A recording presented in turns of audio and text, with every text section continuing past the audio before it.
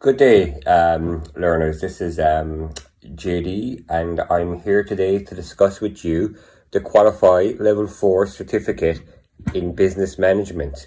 And we're here to discuss Module 1 today, which is communication in an organization.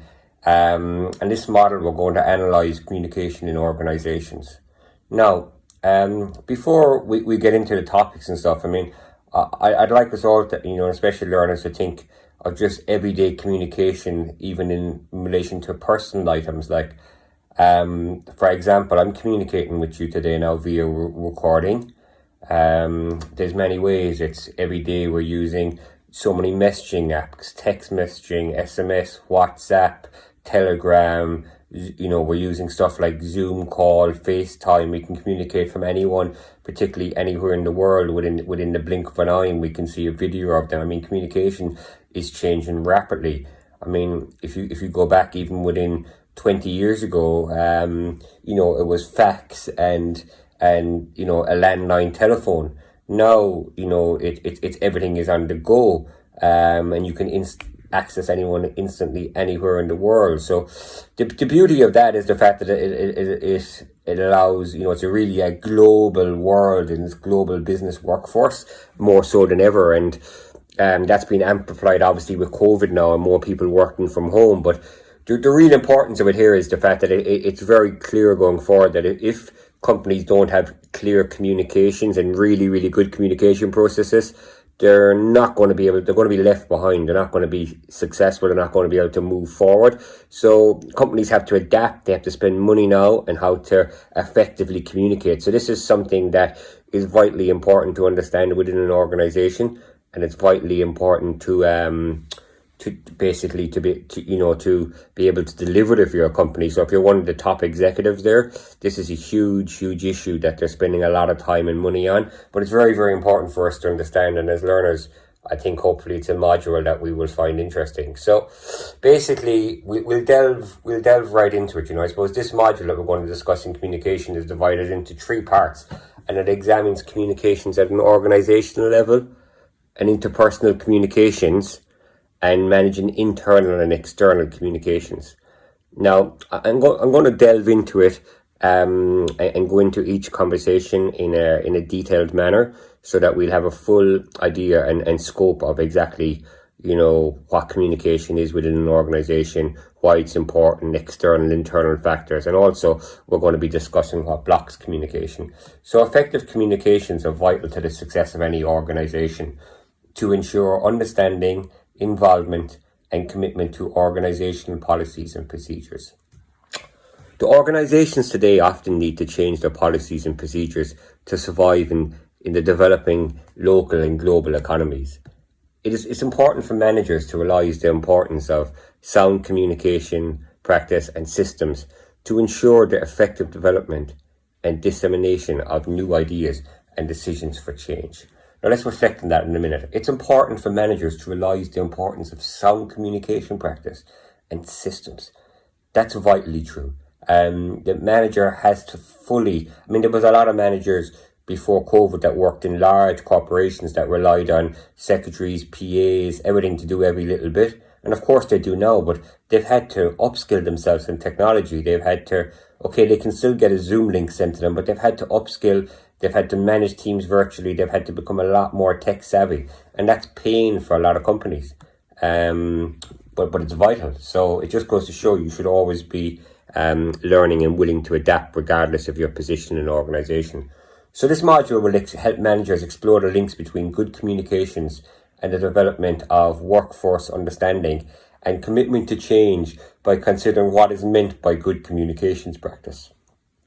It will help them look at their communication skills as well as how to improve links between their teams, other parts of the organization and beyond. So it's not just important to communicate directly with your small team. If you're part of a large organization, you need to be able to communicate with all the other divisions in the department, then other department heads, then other department subordinates, then other departments and chains and branches even outside that actual building, maybe in the same city, other cities. Then it goes to different parts of the country. Then it goes to other countries. Then it's just an ongoing cycle depending on the size of the company, but it's vitally important. So the module aims develop the learner's awareness of organizational, personal, team, and external communications. Communication practices, systems, styles, and tools are explored, and how they support individual and group commitment to organizations and objectives. So, interpersonal communication with an emphasis on analysing the learner's own personal style to empower and improve personal communication skills is central to this unit. So, for this purpose, learners should obtain feedback on their input at meetings, presentations, interviews, and in discussions with peers and tutors. So again, it's just constant feedback, but I mean, everything that you're doing, even as you're listening to this and as you're researching and as everything, it's all communication. I mean, obviously Google today, which personally I didn't grow up until my late teens, like having pretty much, Google, it was Yahoo, and even before that it was limited. So it's just amazing how things have adapted in such a quick space of time. And it looks like in communications that every couple of months now there's a better app, there's a better way to communicate. And I mean, if you look at it now, 10 years ago, Facebook was a huge communicating tool. Now anyone under the age of 30 is barely using Facebook. So again, if you look at stuff now, like even on a personal and business sense, like what people use communication tools like they're using now, like WhatsApp and Zoom. In 10 years' time, will these even exist? WhatsApp, people might be in 20 years' time, people will be saying potentially saying what is WhatsApp. So and it's just taken the world by storm, and it's used by so many companies on an off basis, and a lot of groups and forums set up as well. So basically, we're going to dive in now to analysing communications in organisations, and we're going to cover on the modules 1.1, 1.2, 1.3, and 1.4. Okay, so communication is the act of transferring information from one place to another. So basically, anything. I pass on a note to you to say, please call this customer back. That's a form of communication. I email you, call this customer back. I send you a text message. I send you an internal email. I get on a Zoom and say, please, can you call this customer back? It's urgent. I pick up their work phone. I pick up my mobile. Anything. Spoken, even the body language. Someone comes over to me, body language, I'm smiling, I'm angry. It's all, everything we do as human beings is communication. So spoken verbal communication, examples as I mentioned, face-to-face, telephone, radio, television, or other media. So non-verbal communication obviously is very important in personal nature and in relation to colleagues, but it's also something that people, fall afoul of in relation to work communications. And your body language doesn't lie. So non-verbal communication is body language, gestures, how one dresses or acts. So a big example of body language is that if you have a manager or boss and he's giving out and pointing the finger, but if he's a big smile, it's going to be pretty hard to take him seriously. Vice versa, if he's telling you there's no need to worry and everything is fine, but he's got a really stern and worried look, you're going to worry anyway. So body language is essential. It's something that some people have to work on and some people are naturally good at. It's like if I come here and I'm crouched up, you're going to have one impression of me. If my back is here, I'm smiling, I'm confident, I'm presenting, it's going to be much better, much clearer, and the message is going to get across. So also other forms of communication which people don't think are visualizations, graphs, charts, maps, logos, other visual means of communicating messages. These are all vital to companies and how they communicate, and it's ever changing. I mean, like we said, the best example of something that's non-existent is fax. Fax doesn't matter anymore. Now, the need for effective communication. Why is effective communication important? I mean, I think we all realize this, and to take it back to our personal nature, if you have a girlfriend or wife, if you don't effectively communicate, it's going to cause problems. And in a company, the problem is it can just multiply. And that's why companies spend so much money on their ethos, their mission statement, their vision, and then clear, from that funneling down how they want communications to happen. And even the biggest companies that spend a massive budget on this and have HR teams and support teams and offer numerous outside supports to their staff still struggle at this. This is something that no matter how much technology improves, that makes communication easier, it still comes down to the human element, which is something that has to be managed, and it's something that even the best company is going to struggle. But what I would recommend is the late great Jack Welch, who is widely considered as probably the greatest CEO of all time and CEO of General Electric. He's loads of books out there, and just communication is he both lays it on a personal sense and an actual work professional sense, but he was known as one of the greatest communicators. So I'd strongly recommend you look at some of his books. Also Stephen Covey, who wrote the 7 Habits of Highly Effective People, again just a master with communication. And I think in relation to that, it's definitely worth checking out. That's the 7 Habits of Highly Effective People, one of the greatest books of all time. And I think that's important that any of these learners here, as just that you have a sense of some of these great communicators out there. Brian Tracy is another example of a great communicator. Tony Robbins. There's a lot out there. I mean, even people like Eric Thomas, motivational speaker, or David Goggins, but these are all people that we should look up to. So now, the need for effective communication. Effective communication is crucial for organizations. The basic essence of communication is sharing and providing data, information, insights, and inspiration in an exchange that benefits yourself and the people with whom you are communicating. Communication is important to your career.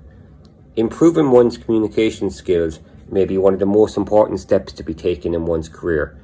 An individual can have the greatest and most innovative ideas for the business, but it will not be useful if he or she cannot express them clearly or persuasively. Again, communication. If you have the best, like it states, if you're the best idea in the world and you tell no one about it, nothing is going to happen. So, for example, sales and customer support roles are primarily about communicating. I mean, there is no doubt about it. For a sales role and a customer support team, you are not going to last at all if you're not an effective communicator. And also, under communication, it means networking and having the ability to network with people. Even if you don't see the potential right away, it's something that you may see a potential in the future, and it's about creating as many good synergies and partnerships as you can.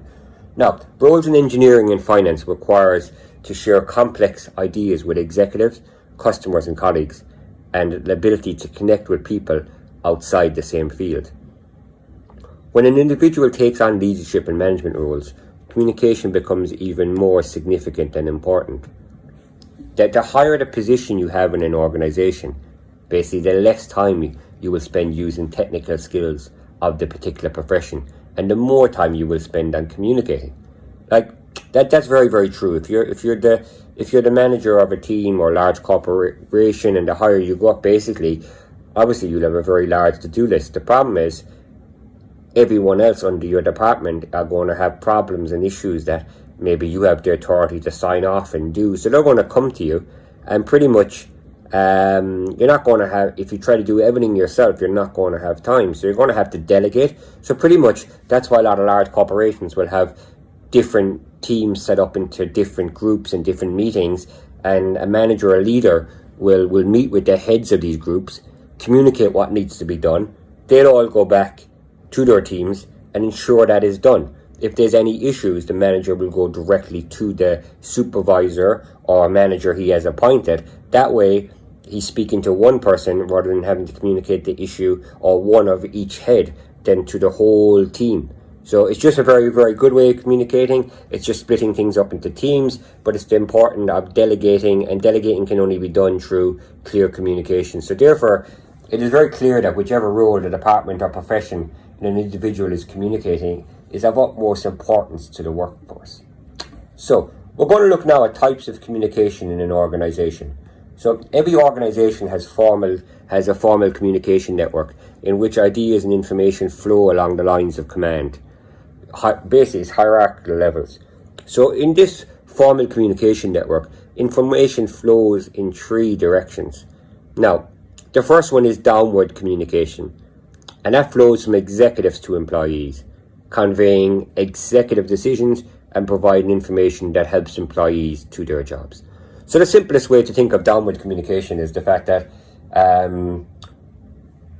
in a workplace, let's say the CEO gives an instruction to the VP, the VP gives the instruction to the senior VP, who's underneath him. The senior VP gives it to one of his managers. The managers gives it to one of his junior managers. The junior manager goes down to the supervisor. The supervisor maybe to the duty manager. The duty manager maybe to the night manager. The night manager to the porter, or and so on and so on. So it's basically the boss communicating down through the whole management, down to the employees, the whole way down. That happens in every company. But even if you want to think of it in a school, the teacher, receives, the principal receives communication from the principal. So the principal would be the head in the school. He receives it to maybe the head teacher. The head teacher explains it to all the teachers, and then the teachers communicate it to the students. Or if in between, if there was a student union, they might communicate it to the student union, who communicates it to the teacher. In the family, maybe the mom or dad are in charge of the family. The dad might communicate it to the mom might communicate it to the children. So that is standard. That happens in every day of life, whether you've had a part-time job, whether you've had anything. Unfortunately, or fortunately, whatever way you look at it, when you join a big corporation, and hopefully after this qualification you do, if you come in as a first year, and if you're working for, let's say, a bank, let's say you're working for Barclays or HSBC, and you start as a teller, you're probably maybe never in your lifetime going to meet the CEO. You may, but you're certainly not going to be meeting them on your first day of work, unless it's a very unusual day. But basically, you are going to be meeting, if you let's just say you started as a cashier, you'd probably meet the head cashier. You'd probably meet the supervisor. You'd probably meet the HR. You'd probably meet the line manager. You may even meet the branch manager. But basically, even as the cashier, and even if it's a small branch, you're not going to be speaking to the branch manager on a daily basis. Certainly not on a one-to-one. So basically, any issues that he has on the cash, he's going to communicate it downwards. And eventually, it's going to be communicated downwards by email, by word of mouth. If it's important, you call it a group meeting. So you're going to get the communication downwards. Now, that's very straightforward. It's very easy if you're at the top to communicate things down. It should be. As in, straight down. The hardest part of communication is upward communication. That flows from employees to executives, providing insights into problems, trends, opportunities, grievances, and performance, thus allowing executives to solve problems and performance and to make intelligent decisions. The problem with upward communication is that it's very, very hard. Most companies do not have good upwards communication. They might create policies such as speak-up policies. Now let's think a second. Why would companies struggle, regardless, from Coca-Cola to Amazon to you name it, have difficulties with upward communication? And the reason why is downwards communication is that if your boss asks you to do something, as long as it's within, your job spec, and even if it's not, as long as it's legal and moral, you really have to do. Like, for argument's sake, if your boss, it was a very quiet day, and your job is working in the bank, and he said, go out and clean my car, that's not a really reasonable request. But again, it is a request. You have to make a decision. Are you going to do it, or are you not going to do it? But let's just take a perfect example. He just said, look, it's quiet there, an easier example, it's quiet, there's no one at the counter, would you mind going out sweeping the floor? And you have the decision to say, well, no, my job is to do cash. Well, in most job specs, your job is really anything within reason to do. So my point is, you have a choice. You can do it, what your manager asks, and not get in trouble. Or if you don't do it, potentially get in trouble. But ultimately, whatever your manager asks realistically, you have to do. Otherwise, you're going to get in trouble. The problem with upward communication is there may be an issue. You may have heard something within the company. A customer may have said something. Or there may be really bad morale with staff. The problem about communicating upwards is that most employees are afraid to tell their boss. They might tell their supervisor, who will communicate it up. Everyone is a little bit afraid, because when you're communicating upwards, there's also the chance that you're going to make your manager angry. You're going to make them upset. They may not think that, you're, a good worker or a hard worker. So there has to be channels. A good company will set in place channels. What they may set in place is that they may leave a box, they may leave an email that someone can, put stuff into that no one knows. They may have sub meetings, smaller groups where there's a supervisor there and they have a weekly meeting and they take any of the issues that employees are having. The supervisor feeds it up to his line manager, he feeds it up to his line manager, and so along. That's a good way. Also, there's one-to-one meetings, there's team meetings where people can view it. But basically, it's vital that that you up and communicate. And I give you, maybe an example, whether it's useful, but let's take the bank example again, where you're working as a cashier, and let's say you're doing coin cash, which is giving out coins and notes to, let's say, a big restaurant and pub chain that has like over 500 chains, and they come in and basically say to you, one of the owners comes in and he just says, yeah, I need to get cash for the weekend, blah, blah, blah. And he then makes a comment, I'm really sick of these charges. The other bank ABC, are offering me way better charges. Unless you do something about this, I'm going to move my business. Now, the teller hears this. He has the option, okay, so I'm not doing the charges, I'm not doing anything, it's nothing to do with me, I'll just carry on with my business. If that was to happen and the customer was to leave, potentially that could cost the bank hundreds of thousands if he's a big enough customer. So there has to be now, that cashier probably isn't going to just run upstairs and knock on the manager's door and say, oh, Mr. Manager, Mr. Customer said he's going to do this. But that's our employee, has a couple of choices. He could send an email to his line manager. He could go and speak to his line manager. If he sends an email, he could even CC the branch manager. And he could say, look, I'm a little bit concerned. I know customer ABC is one of our biggest commercial customers. And he has raised this point. I'm not sure how to handle it or who deals with or manages his account. But I just wanted to let it know that he did make this comment. And I think it's something that we need to take on board. Please advise if you need me to do something. So just upward communication is vitally important. So most companies will have a system in place, but as an employee, you also have to have the ability to be able to communicate upwardly without also coming across as maybe arrogant and conceited. So it is a skill. It's a skill so many employees, even middle management, struggle with, to be honest with you, because no one wants to give out to their boss.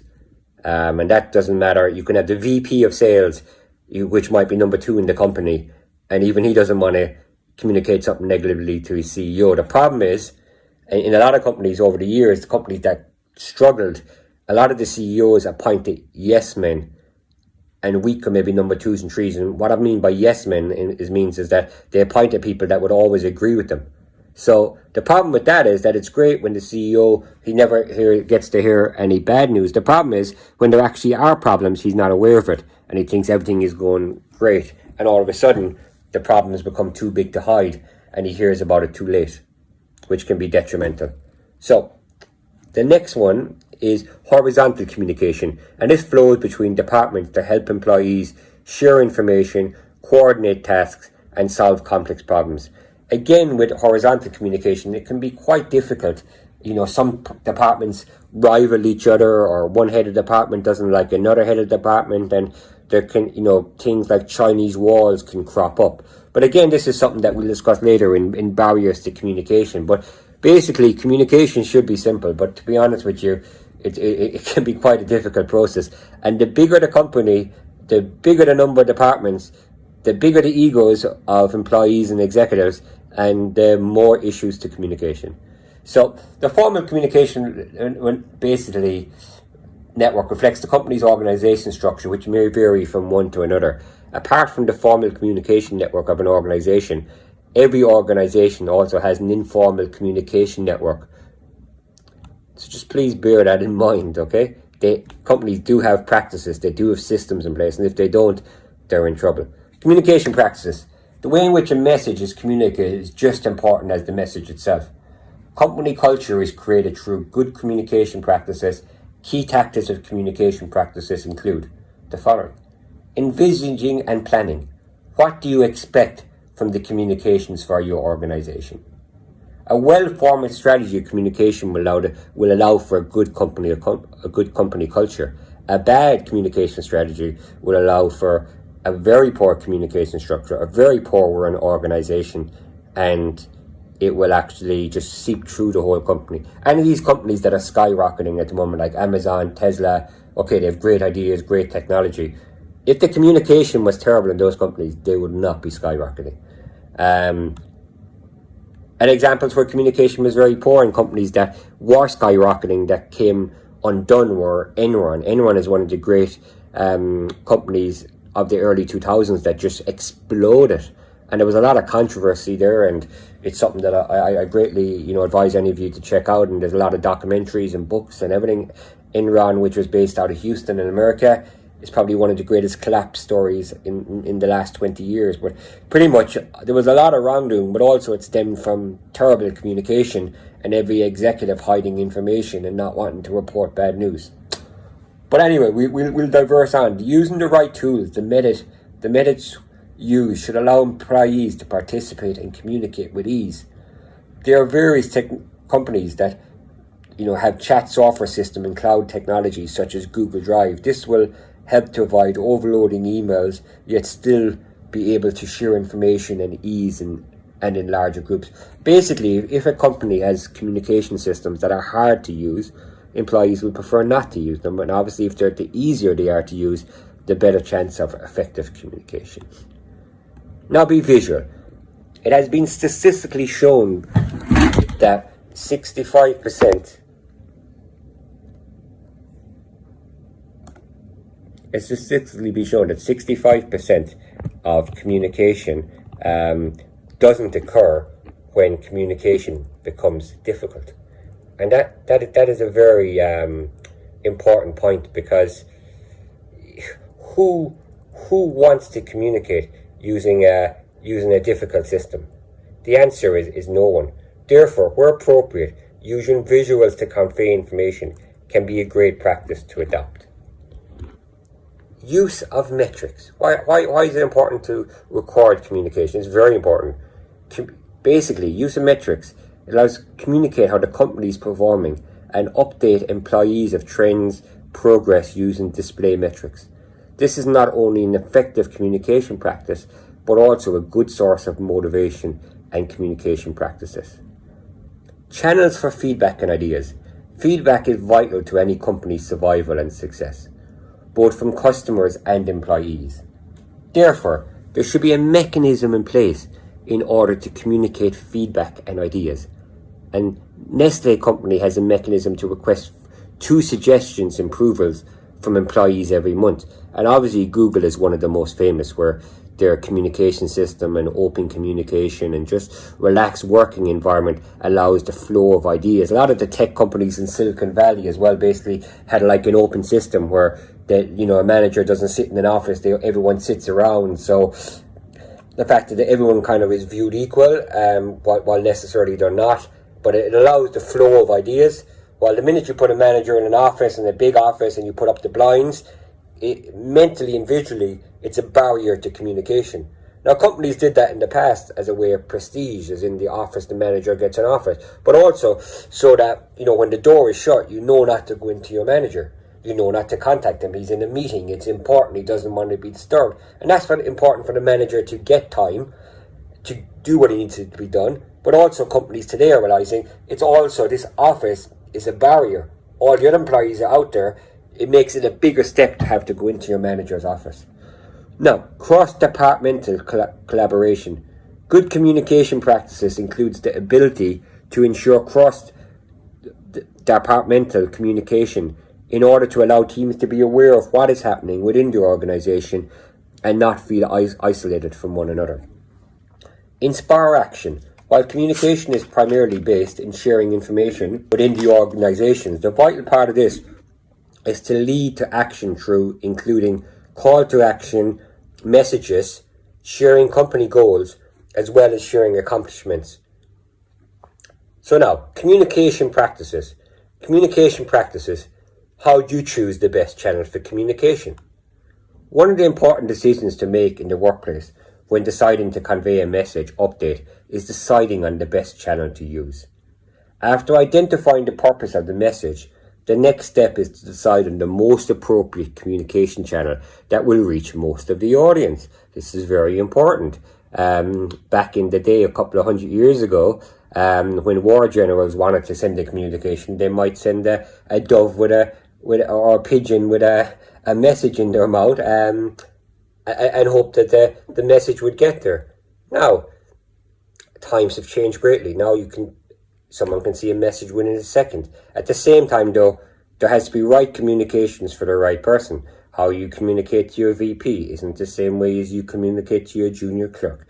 How the junior clerk communicates to the VP, probably not going to happen. Certainly isn't the same way he's going to communicate to a lower member. So it's very important you pick the right channel.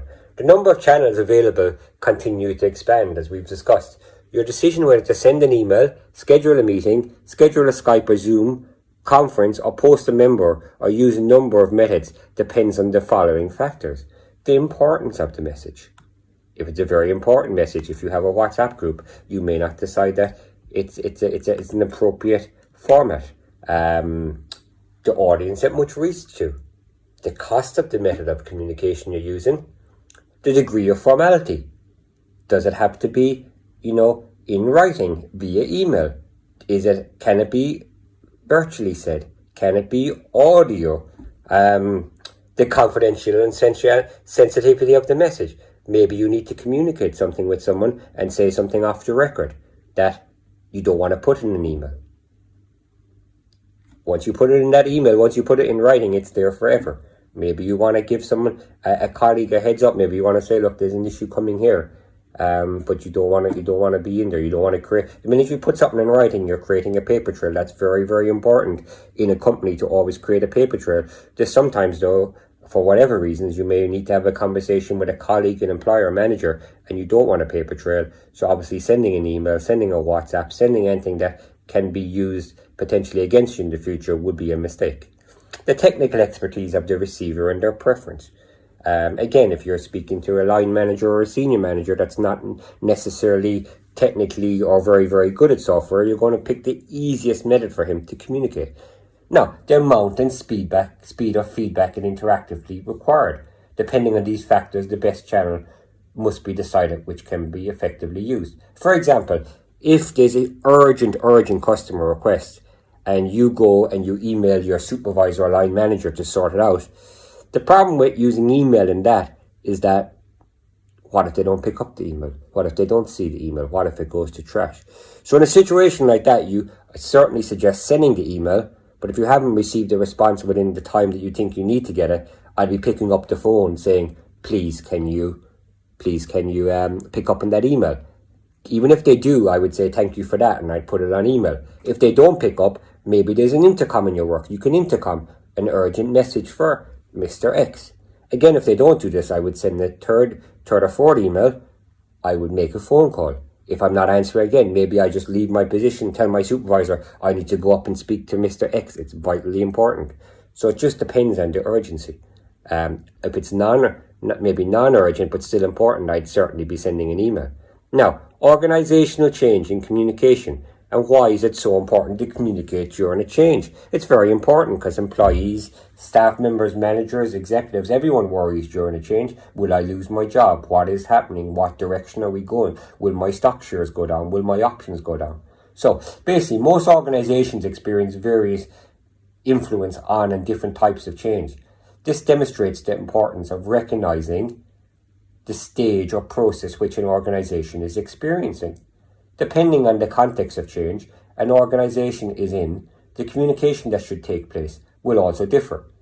Effective communication is essential in both the acceptance and implementation of organizational change.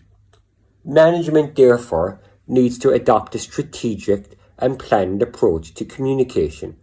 Otherwise, even the most imaginative and creative strategy is likely to misfire. Changes can often cause stress and resistance within an organization. Due to the dynamic environment the business is operating in, many triggers of change can occur. For factors that can affect organizational change are given below.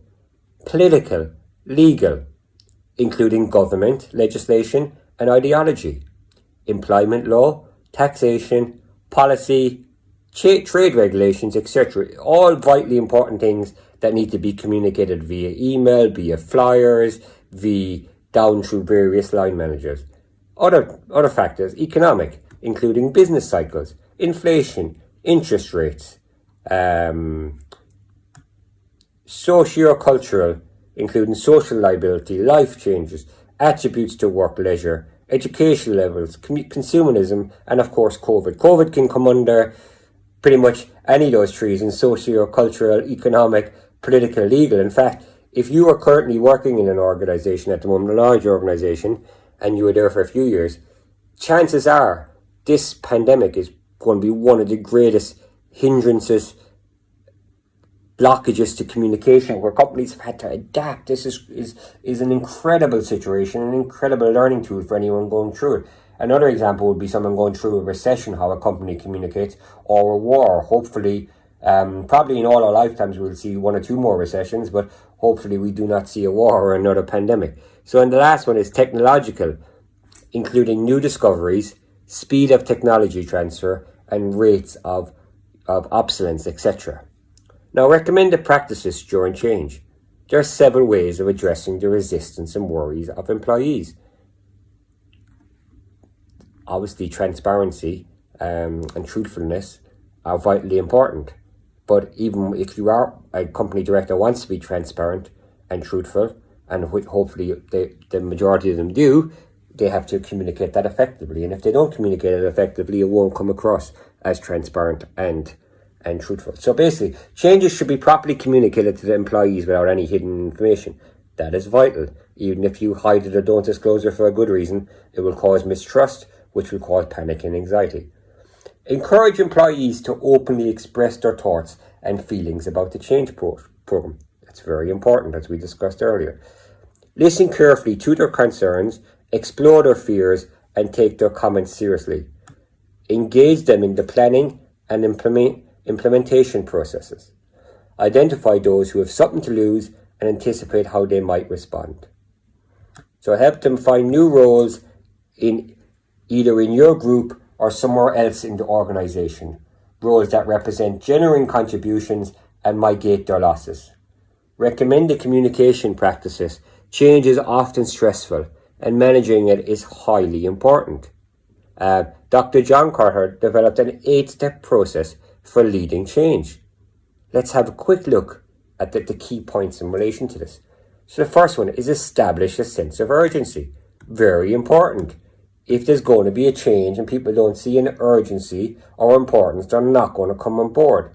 Second one, form a powerful coalition. Create a vision. Point 4, communicate the vision. Empower others to act on the vision. Plan for and create short-term wins. How do you, basically the famous saying or phrase, how do you eat an elephant? One step at a time. If you try to put it all in your mouth, it's not going to happen. The same with change. If there's big change afoot, you need to set short-term plans, short-term goals, celebrate the short-term wins to build morale and make sure the overall change message happens. And finally, consolidate improvements, make things better, and produce more change. Institutionalize new approaches. While the term communication is only used in step 4 in order to achieve each of these steps, the organisation must have a strong communication throughout the process. I mean, I can't stress this enough. This is vitally important.